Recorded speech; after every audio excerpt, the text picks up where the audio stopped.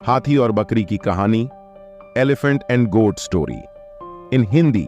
एक जंगल में एक हाथी और एक बकरी रहते थे। दोनों बहुत पक्के दोस्त थे।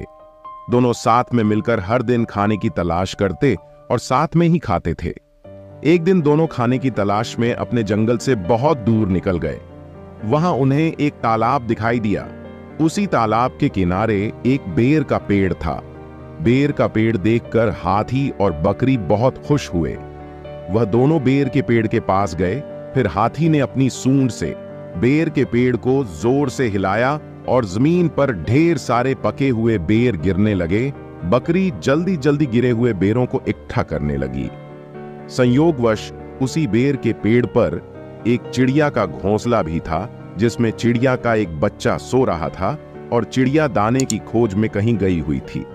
बेर का पेड़ जोर से हिलाने के कारण चिड़िया का बच्चा घोंसले से बाहर तालाब में गिर पड़ा और डूबने लगा। बकरी को डूबता हुआ देखकर हाथी भी तालाब में कूद गया और उसने चिड़िया के बच्चे और बकरी दोनों को डूबने से बचा लिया।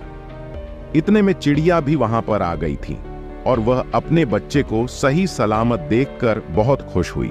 उसने हाथी और बकरी को इसी तालाब और बेर के पेड़ के पास रहने के लिए कहा। तब से हाथी और बकरी भी चिड़िया के साथ उस बेर के पेड़ के नीचे रहने लगे। कुछ ही दिनों में चिड़िया का बच्चा बड़ा हो गया। चिड़िया अपने बच्चे के साथ जंगल में घूम कर आती थी और हाथी और बकरी को जंगल में किस पेड़ पर फल लगे हैं इसकी जानकारी देती थी। इस तरह हाथी, बकरी और चिड़िया मजे में रहते और खाते पीते थे। कहानी से सीख, हमें किसी का बुरा नहीं करना चाहिए। अगर हमारी गलती से किसी को परेशानी होती है तो उस गलती को सुधारना चाहिए और मनमुटाव दूर करते हुए एक दूसरे की मदद करनी चाहिए।